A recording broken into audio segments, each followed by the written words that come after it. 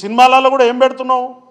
ఓ police ఆఫీసర్లను నంగా చేసి బట్టలు ఇప్పి ఆ ఆఫీసర్ల మీద నువ్వు తుపాకులు పెట్టుడు లేకపోతే ఇంకో రకంగా ఇంకో నీచమైనటువంటి ఇచ్చేసినావు.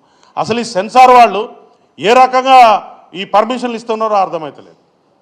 ఒక బాధ్యత కలిగినటువంటి ఒక పదవులు ఉన్నటువంటి ఒక పోలీస్ ఆఫీసర్ క్యారెక్టర్ నువ్వు తీసుకుని ఆయన బట్టలు చింపేసి రాత్రిపూటను బట్టలు చింపి పోలీస్ స్టేషన్కి వదిలిపెడితే ఆ పోలీస్ స్టేషన్లో ఉన్న కుక్క కూడా ఆయనను గుర్తుపట్టదు. అట్లాంటి పరిస్థితులు నువ్వు సినిమాలు తీసే పద్ధతి అదే? నువ్వు సమాజానికి ఏమైనా సమాచారం ఇస్తున్నావు? పోలీసుల మీద పబ్లిక్ని తిరగబడమంటున్నావా?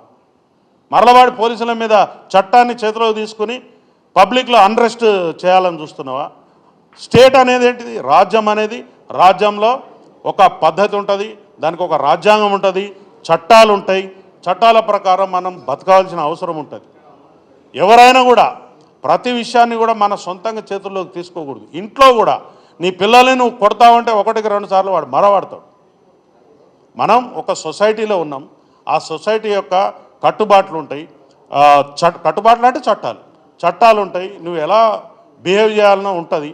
అవన్నీ తెలుసుకోవాల్సిన బాధ్యత ఉంటుంది. నువ్వు నాకు హక్కులు, నీకు హక్కు అంటే తెలియదు, బాధ్యత అంటే తెలియదు. నీకు బాధ్యత లేని సమాజం బిడ్డవని నేను భావిస్తున్నా. ఎటువంటి బాధ్యత లేదు.